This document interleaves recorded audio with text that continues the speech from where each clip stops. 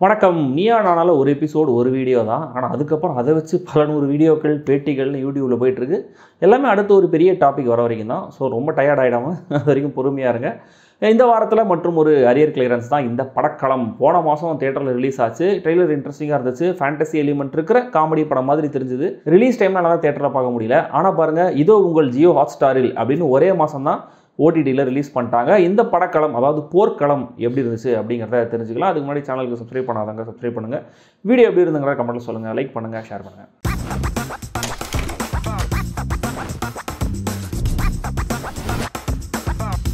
படக்களம் ஒரு engineering college. Sandeep and அவருடைய gang of friends அங்கே படிக்கிறாங்க. அதே காலேஜில் ப்ரொஃபஸர்ஸாக வேலை செய்கிறவங்க தான் ஷராஃபுதீனும் சுராஜ் வெஞ்சரமோடும். இதில் சுராஜ் லைட்டாக சிடுமூஞ்சி, ஸ்ட்ரிக்ட் ஆஃபீஸர். அவர் டிபார்ட்மெண்ட் ஸ்டாஃபில் ஒரு சீனியர் வேறு. ஸோ அடுத்த ஹெச்ஓடி போஸ்ட் தனக்கு தான் வரப்போகுது அப்படிங்கிற மாதிரி ஒரு ஆசையில் இருக்கார். அப்படியான ஒரு மொமெண்ட்டும் வருது. ஆக்சுவலாக அவருக்கு ஹெச்ஓடி போஸ்ட்டும் கொடுக்குறாங்க. ஆனால் அந்த டைமில் கரெக்டாக காலேஜ் பிரின்சிபலை அடித்து கழுத்தெல்லாம் பிடிச்சிட்டாரு சுராஜ். ஆனால் அதை நான் பண்ணல, எப்படி நடந்துச்சுன்னே தெரியல, என் கண்ட்ரோலில் நடந்துச்சு அப்படின்ற மாதிரி சொல்கிறாரு. இதை யாருமே நம்ப மாட்டுறாங்க. ஆனால் சந்தீப் மட்டும் அதை நம்புறாரு. ஏன்னா ஷராஃபுதீன் ஏதோ மந்திரம்லாம் சொல்லி ஸ்டாஃப் ரூம்லேருந்தே சுராஜோடைய பாடியை கண்ட்ரோல் பண்ணுறதை சந்தீப் கவனிச்சிடுறாரு. இதை அவருடைய ஃப்ரெண்ட்ஸ் கிட்ட முதல்ல சொல்கிறாரு. அவங்க நம்ப மாட்டேன்னு சொன்னாலுமே கூட போக போக அவங்களும் நம்ப ஆரம்பிக்கிறாங்க. அது எப்படி சாத்தியம் அப்படின்னு ஆராய ஆரம்பிக்கிறாங்க. அவங்க தெரிஞ்சுக்கிட்ட விஷயங்கள் என்னென்ன, அதை எப்படி ஒருத்தரை இன்னொருத்தர் கண்ட்ரோல் பண்ண முடியும், ஷராஃபுதீன் கிட்ட இருக்கிற அபூர்வ சக்தி என்ன, நோக்கம் என்ன, அவருக்கு சுராஜுக்கு என்ன ஆச்சு, இதெல்லாம் தான் இந்த படக்களம். ஷராஃபுதீன், சுராஜ், சந்தீப்னு 3 பேருமே தங்களுடைய பெர்ஃபார்மன்ஸஸ் மூலமாக இந்த படத்தை தாங்கியிருக்காங்க. பர்டிகுலராக ஷராஃபும் சுராஜும் தான். முதல் பாதியில் ஒரு மாதிரி, செகண்ட் ஹாஃபில் டோட்டலாக வேற மாதிரின்னு ஷராஃப் செம்மையாக பாடி லாங்குவேஜில் டிஃப்ரென்ஸ் காமிச்சு நடிச்சிருக்காரு. சுராஜுக்கு ஃபர்ஸ்ட் ஹாஃபில் பெரிய வேலை இல்லை. செகண்ட் ஹாஃபில் பாடி ஸ்வாப்புக்கு அப்புறம் இவர் காட்டுற வித்தியாசம், நடிப்பெல்லாம் ஹிலேரியஸாக இருந்துச்சு. அவருடைய ஜோனில் இருந்துச்சுன்னு வச்சுக்கோங்களேன். இன்ட்ரோவர்ட்டாக அமைதியான பையனா சந்தீப் ஃபர்ஸ்ட் ஹாஃபில் கன்வின்சிங்காக இருக்காரு. பட் செகண்ட் ஹாஃபில் கிட்டத்தட்ட ஒரே மாதிரியான ரியாக்ஷனில் தான் மெயின்டைன் பண்ணுறாரு. பட் இவருடைய ஸ்க்ரீன் ப்ரெசன்ஸ் நல்லா இருக்கு. கடந்த சில வருஷங்களாகவே சோஷியல் மீடியாவில் பிரபலமான யங்ஸ்டர்ஸை மலையாள சினிமாவில் நல்ல இன்ட்ரெஸ்டிங்கான ரோல்ஸில் காஸ்ட் பண்ணிட்டு வராங்க. அது இந்த படத்துலையும் கண்டினியூ ஆகுது. சந்தீப்போடைய ஃப்ரெண்ட்ஸாக வர 3 பேருமே மாற்றி மாற்றி அடிக்கிற ஒன்லைனர்ஸ், அருண் கேரக்டர் பேப்பர் சொதப்பிட்டு சமாளிக்கிற விதம், சாஃப்ட் பாய் கேரக்டர் டிஸ்கஸ் பண்ணுற ஹை கான்செப்ட்ஸ்னு காமிக்கலான போர்ட்ரையில் இருந்து சுவாரஸ்யப்படுத்திருக்காங்க. இயக்குனர் என்ன மாதிரியே பிக் பேங் தியரி ஃபேன் நினைக்கிறேன். அது நிஜம் அப்படின்னா அதே மாதிரி 4 ஃப்ரெண்ட்ஸ் அவங்க பேசுகிற super hero, science fiction concepts, அவங்க போகிற டிஷர்ட்ஸ்னு ஒரு நல்ல ஹோமாஜ் கொடுத்துருக்காரு. ராஜேஷ் முருகேசனுடைய பின்னணி இசை இந்த மொத்த கதையில் இருக்கிற எனர்ஜியை, விளையாட்டுத்தனத்தை அண்டர்லைன் பண்ணுற மாதிரி இருக்குது. படம் முடிஞ்சு எதுவும் பெருசாக மைண்டில் நிற்காதுனாலுமே கூட படம் ஓடுற வரைக்கும் அதுக்கேற்ற மூடில் இருந்தது.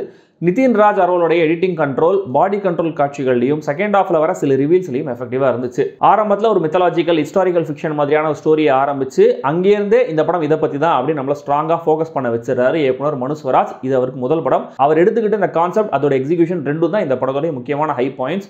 ரொம்ப டைம் வேஸ்ட் பண்ணாமல் படம் ஆரம்பிச்ச கொஞ்ச நேரத்திலேயே ஷராஃபுதீன் கேரக்டர் என்னமோ பிளாக் மேஜிக் பண்ணுறாருங்கிற மாதிரி சொல்லிட்டு அதை இந்த பசங்க அவருக்கே தெரியாமல் 6000 மாண்டேஜஸ், சந்தீப் கேரக்டர் பாதிக்கப்படுற விதம், அதை வச்சு வர ஒரு மாண்டேஜ் பாடல், இதெல்லாமே இன்ட்ரெஸ்டிங்காகவே இருந்துச்சு. தென் ஒரு பேக்கையும் புக்கையும் வச்சு வர 2 சீன்ஸ்ல டென்ஷனை நல்லாவே ஹோல்ட் பண்ணியிருந்தாங்க. பாடி ஸ்வாப் கான்செப்டை செகண்ட் ஹாஃப்ல கொண்டு வந்த விதம், அதை என்ஜாய் பண்ற ஒரு கேரக்டர், அது வேணான்னு நினைக்கிற இன்னொரு கேரக்டர், அதை வச்சு நடக்கிற கலாட்டாக்கள், காமெடிகள் எல்லாம் ஆன் அண்ட் ஆஃபா ஒர்க் ஆனாலுமே கூட ஒரு மாதிரி பொழுது போயிடுது. இங்கேயும் கூட ஒரு மாண்டேஜ் சாங் வருது. அதுவும் ஃபன்னியாக இன்ட்ரெஸ்டிங்காகவே இருக்கு. சந்தீப் லவ் பண்ணுற நிரஞ்சனா கேரக்டரை வச்சு மெச்சூர்டாக ஏதோ சொல்ல ட்ரை பண்ணியிருக்காங்கன்றது தெரியுது. பட் அது ப்ராப்பராக ஃப்ளெஷ் அவுட் ஆகலை. பட் சுராஜோடைய பர்சனல் லைஃப்பை ஒட்டி சொல்லப்பட்ட விஷயங்கள், கிளைமேக்ஸில் ப்ராப்பராக அந்த கேரக்டரை பற்றி நமக்கு சொன்ன விதம் மட்டுமே இந்த படத்துடைய ஒரே எமோஷனல் மூமெண்ட்ஸ். இன்ஃபேக்ட் இந்த மொத்த படத்துலையுமே லேக்கிங்காக இருந்த விஷயம் என்ன அப்படின்னு இந்த எமோஷனல் மூமெண்ட்ஸில் தான் நம்மளுக்கு ரியலைஸ் ஆகுது. ஏன்னா ஃப்ரெஷ்ஷாக இல்லைனாலுமே கூட ஒரு ஆட் பால் கான்செப்ட், கூடவே இந்த பாடி ஸ்வாப்புங்கிற ட்ரோப்பை கொண்டு வந்த விதம், ஃப்ரீக்வெண்ட்டாக அங்கங்கே ஒன்லைனர், சிச்சுவேஷனல் ஹியூமர்னு நம்மளை ஸ்மைல் பண்ண வச்சுட்டே இருந்தாலுமே கூட எமோஷனல் கனெக்ட் அப்படிங்கிறது சுத்தமாக எங்கேயுமே இல்லை. சுராஜோடைய கேரக்டரை பற்றி நமக்கு அட்லீஸ்ட் கடைசியில் சொல்லும் போதாவது அந்த கேரக்டர் ஸ்ட்ராங்காக நின்றுது. நம்மளால் அந்த கேரக்டரோட எம்பத்தைஸ் பண்ண முடியுது.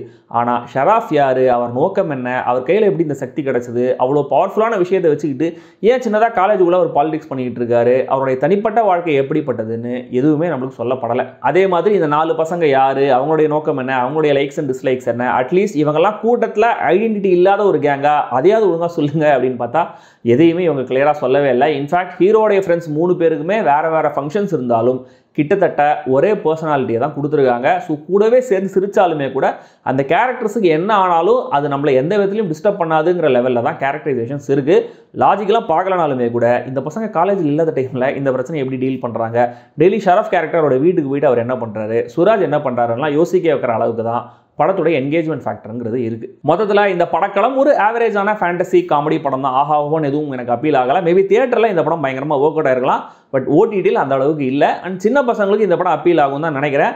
ஆல்சோ எந்தவித அபத்தமான ஆபாசமான ஹியூமரும் இல்லாத க்ளீனான கண்டென்ட் தான். அதுக்கு வேணால் நம்ம தனியாக பாராட்டிக்கலாம். படம் ஜியோ ஹாட்ஸ்டாரில் தமிழ் டப்பிங்லையும் இருக்குது. பார்த்துட்டு எப்படி இருக்குன்னு சொல்லுங்கள்.